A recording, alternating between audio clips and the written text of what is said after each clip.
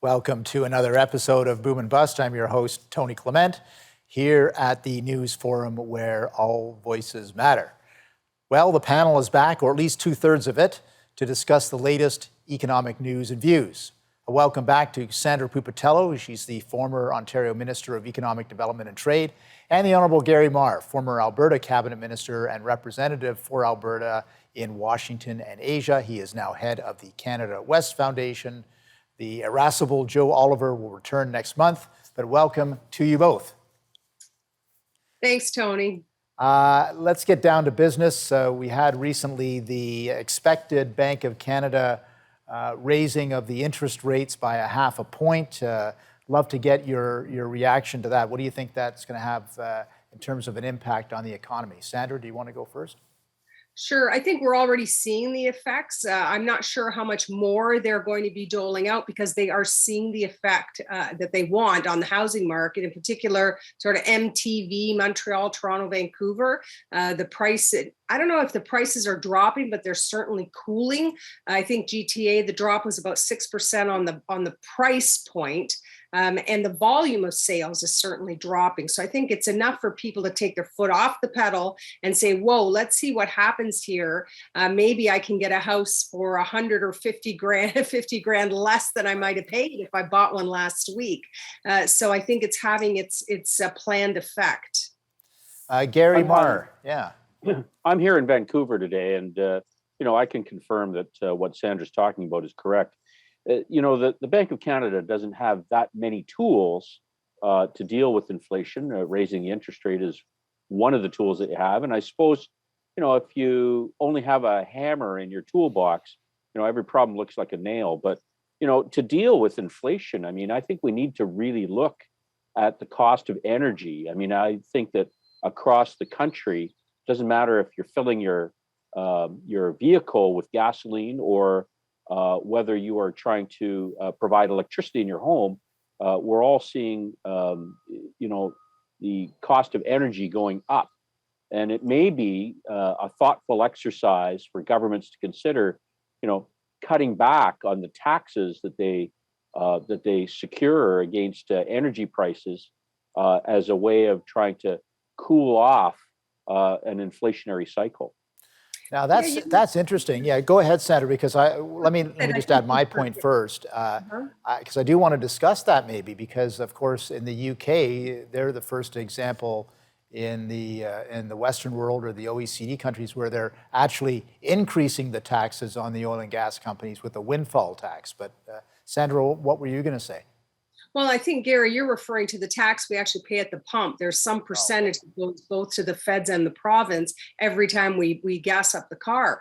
And interestingly, when that happened in Ontario and the premier here decided, well, I'm going to help the public and take 5 cents off. I have to say, when it's gone from 80 cents to $2.03 or $2.05, really, what's 5 cents? So when I know that that's a huge impact on the provincial budget, it's really not worth it because it's still far more than it's double, what we're used to paying. So I think the answer really does lie in how you motivate a government to take a real whack at those taxes. That is a huge financial hit to government.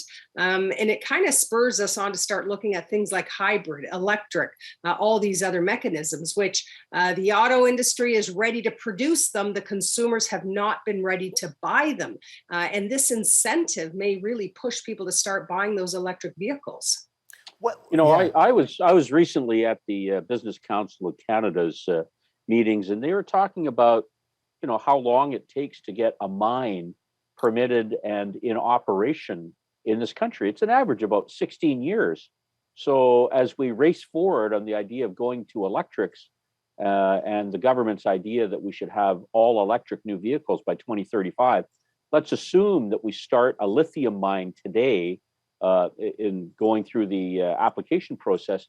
It will not be in operation at the time that we'll be needing lithium, nickel, copper, and all of the things that are needed for an electric vehicle by 2035. So I'm not sure that that's exactly a solution either.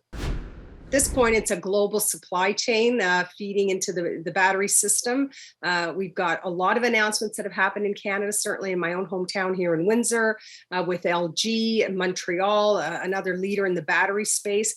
Everyone, though, is connected to the world, and they're assuming a global supply chain. It really begs the question, are our governments working at that geopolitical level to make sure those doors stay open? We're going to have to take a brief break. Sorry, Sandra, to cut you off. We'll take a brief break. We've got the Honourable Gary Marr coming to us from Vancouver, and Sandra Pupatello coming to us from Windsor, Newfoundland. Windsor, okay. Speaking of Windsor, because we were talking about electric vehicle production, and you wanted to make a point there, but also let's swing into, there's a lot happening with EV production in Ontario, so you can be our resident expert on that. The sell sheet for Ontario to get into the battery space shows where all of the supply comes from, including lithium, all of the chemical, all of the mining base that we have that really feeds into the battery system. But to Gary's point, we know that if we start being effective, it's going to take decades to actually get that supply. So all along, we're going to be beholden to the political risk of a global supply chain for battery production. And, we've got to start putting those cards on the table to say, how are we protecting ourselves to not get caught up? Just like Europe is now caught with Russia, producing all of the gas for all of their requirements. And it makes Italy have to hedge its bet to say, I can't really hammer at Putin. He's got all the gas that my people need. And it's a terrible situation to be in when it comes down to it. What do we do about it? I think we have to make some very tough choices, but I think it's really wise to start making that conversation happen today. Well, I'd have to agree with Sandra. I mean, it requires a global supply chain and cooperation. I'm not sure we're going to be getting it, though. My concern is that we're going to be beholden to China and state-owned enterprises that are strip mining lithium out of some mine in the Republic of the Congo. And so it's going to be a real problem. I think that in North America, we should be thinking about cooperation among and between Canada and the United States and Mexico to try and find some cooperation, at least in this part of the world. Many parts of the world have this kind of collaborative work that they do with their other major trade partners. I think we need to think about that when it comes to critical minerals as well.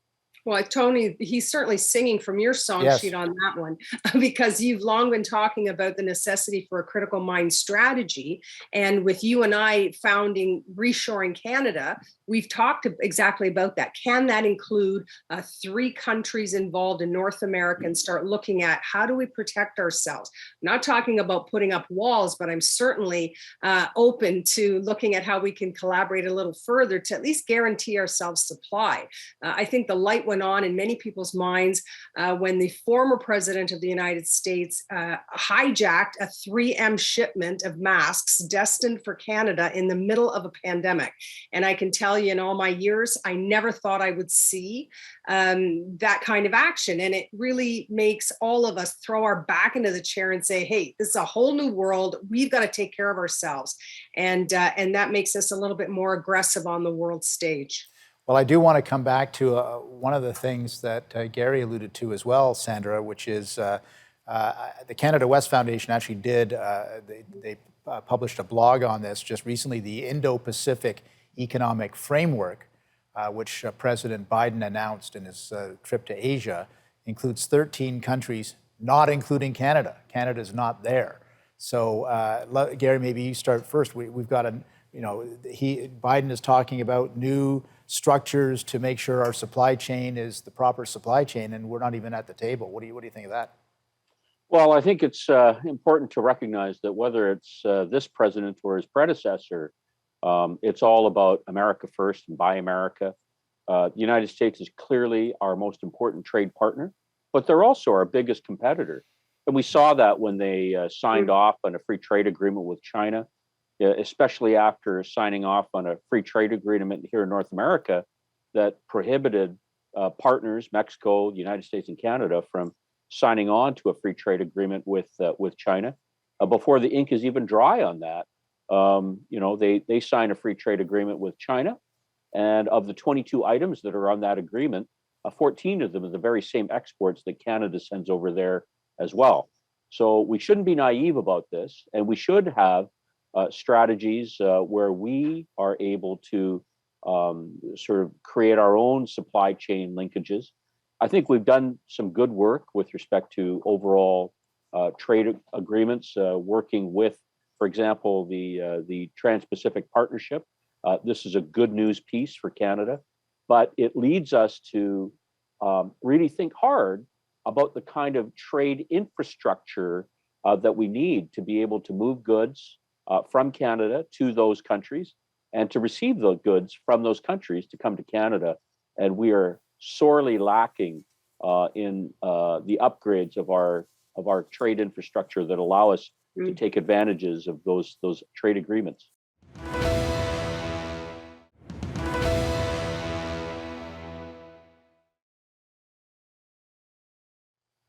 And we're back here at Boom and Bust. I'm your host, Tony Clement, here with the Honorable Gary Marr and Sandra Pupatello. Sandra, we're just about to get into the trade infrastructure aspect of sort of our discussion of some of these economic issues. Do you want to start us off on that? Well, sure. I think people who study history know that there was a massive shift or milestone reached every time we had major trade or corridor infrastructure built. And we're on the cusp of that right here in Windsor with the new Gordie Howe Bridge being built, watching it sort of climbing every day now. It's taken a long time. Back to Gary's point, this infrastructure is massive. It takes a long time. It's almost as if you have 3 economic cycles before you even get permission to build the infrastructure you needed for the first economic cycle. And that's very difficult. The Port of Vancouver, for example, all of a sudden, people are recognizing the importance of that port, and they're into their 10th year of approvals through their assessment processes to be enhancing their infrastructure. And at some point, we've got to say, is it a crisis that demands fast action? We certainly had that when it came to the infrastructure that was at risk, a security risk at that time, whether that was the trucker convoy, the stoppage of the international crossing right here in Windsor, and governments of all stripes, of all levels, acted very quickly. And maybe that's what it takes. It's an imperative that says, let's get this trade corridor fixed. That means, resourcing the extremities, the internal ports as well, not just, Halifax and Vancouver, Montreal, but even the internal intra-lake struggles that they have. We know what they are, and the leaders in those organizations certainly have been pointing to them for some time. Gary Marr, trade infrastructure, obviously something that you care about at the Canada West Foundation. What's your perspective? Well, let me say, first of all, it's not just about energy, but, the crisis in Ukraine has pointed out the desire and the need for Europe to have another source of natural gas and oil. But the reality is we don't have the capacity to send it there. I think over the past 15 years or so, the United States has built perhaps a dozen LNG terminals. Australia, similar story. And over that same period of time, we've gotten one done. Almost. It'll be ready to export.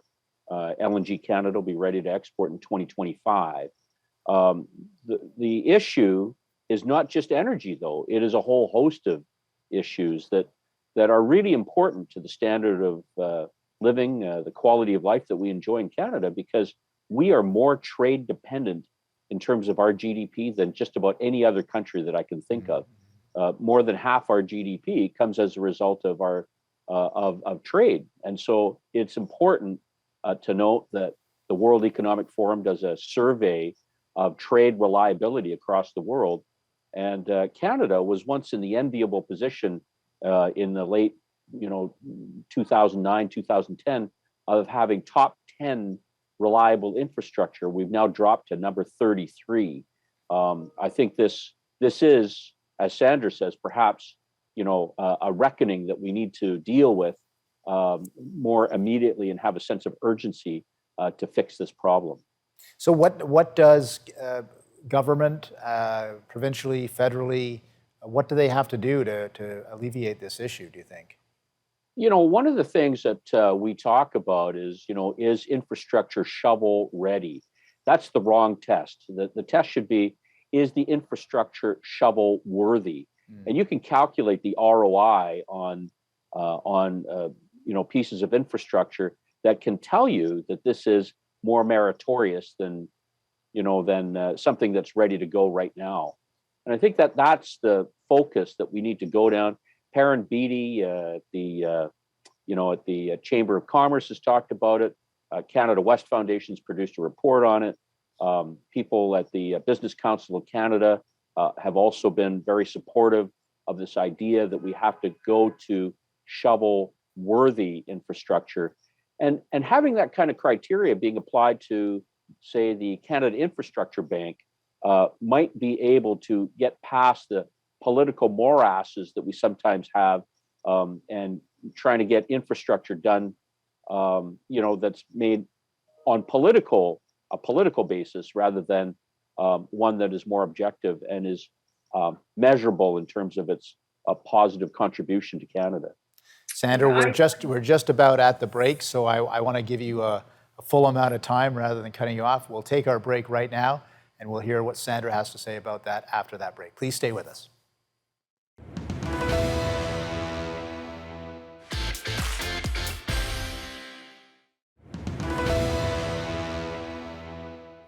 Welcome back to Boom and Bust. Sandra Pupatello, I'm going to just defer to you right now. Gary had a lot to say about trade infrastructure. What's your point of view on that?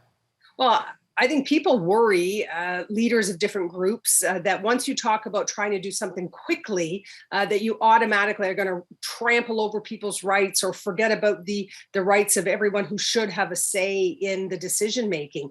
I think the world has changed, and we've watched it change.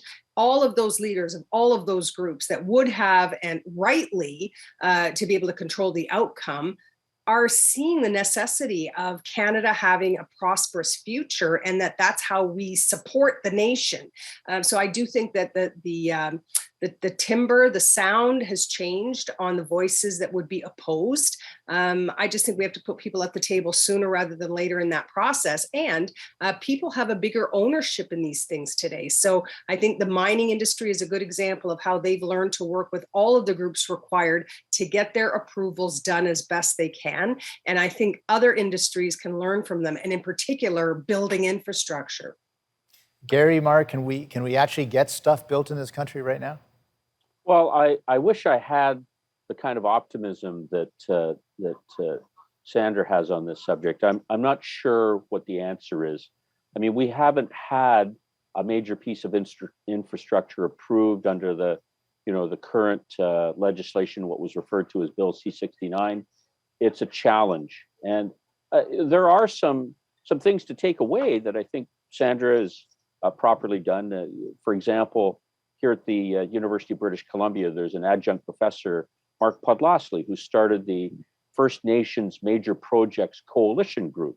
And this coalition has First Nations lawyers, scientists, economists that can evaluate the benefits agreements that are being offered to First Nations groups when they might not have their own capacity to do so. This is a step in the right direction. So I hope that Sandra's right in her optimism. There's some evidence to suggest that that your optimism is well placed, but it remains to be seen whether we actually get anything done.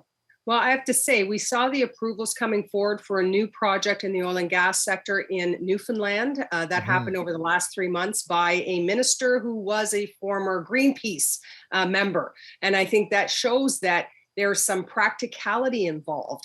When we see what's happening with natural gas in the world, and we sit back and say, oh, we could be supplying all these people, and it is so much better than oil for a lot of uses, that we need to gradually get the world to a better energy place. And Canada has a role that it can play in getting people to a better energy place eventually.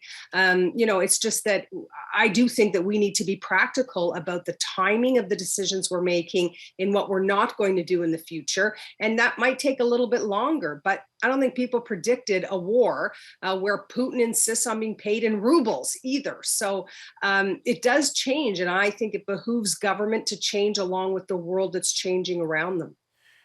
Question to Gary Marr. Actually, last time I saw Jason Kenney before he resigned as premier was in Washington, D.C. He was there at the same time I was, but he was appearing before the Senate Committee on Energy talking about how Alberta's energy could be the answer to all of these geopolitical issues with Russia and Ukraine and so on.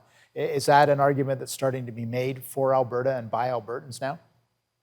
The answer is yes. The argument's being made, but it's an argument that we've continued on for quite some time. I think Senator Manchin gets it. Senator Manchin, of course, was here in Alberta visiting the oil sands and meeting with energy leaders from major producers and pipeliners. He then invited Premier Kenney to testify before the Senate Energy Committee. I think the testimony was very, very well received from people that were in the room based on the reports that I got from people that were there. But at the same time, the Biden administration is sending out its envoys to places like Venezuela and Iran, and talking about lightening up on trade sanctions against those two countries. I mean, this is an odd situation of seeking oil that comes from these nations and not from Canada, a country whose geopolitical interests are not identical to those of the United States, but similar, and our goals on the environment are very, very solid as opposed to Iran and Venezuela. We're going to have to leave it at that. Unfortunately, I want to thank our panel again. We'll be back next month, and hopefully Joe Oliver can join us as well. But thank you for joining us today. Thanks, Tony. Thank you, Tony.